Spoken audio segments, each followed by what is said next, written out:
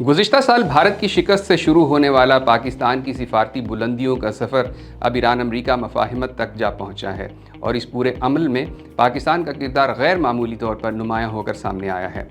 बैनुल-अक़वामी media reports के मुताबिक Iran और अमरीका जंगबंदी के करीब हैं और इस तनाज़ुर में पाकिस्तान को एक अहम सिफारती सहूलतकार के तौर पर देखा जा रहा है।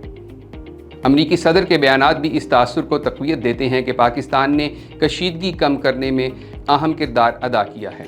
ये सिफारती पेशरफ्त अचानक नहीं हुई। इसका आगाज़ मई 2025 में पाक भारत कशीदगी के बाद हुआ, जब जंगबंदी के बाद खित्ते में एक नई सिफारती सफ़बंदी देखने को मिली। इस मरहले के बाद पाकिस्तान ने अपनी खारजा पॉलिसी को ज़्यादा मुतहर्रिक और मुतवाज़न अंदाज में आगे बढ़ाया। गुज़िश्ता एक साल में पाकिस्तान को बैक वक्त कई चैलेंजेस का सामना रहा। अफ़गानिस्तान के साथ सरहदी मसाइल, मशरक़ वुस्ता में ईरान इसराइल कशीदगी और आलमी ताकतों के दरमियान बढ़ता हुआ मुकाबला। लेकिन इन्हीं हालात में पाकिस्तान ने चीन और अमरीका दोनों के साथ ताल्लुकात में तवाज़ुन कायम रखने की कामयाब कोशिश की। इसी दौरान पाकिस्तान के सऊदी अरब, ईरान, तुर्किया, कतर, मिस्र और यूरोपीय यूनियन के साथ ताल्लुकात में भी बेहतरी आई।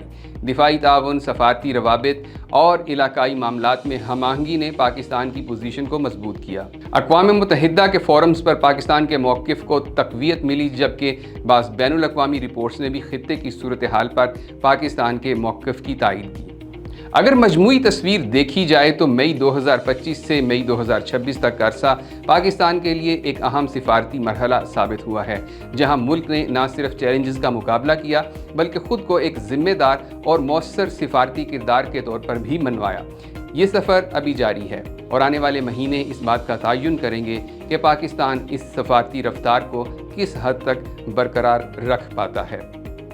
मज़ीद खबरों और अपडेट्स के लिए देखते रहिए vnews.pk।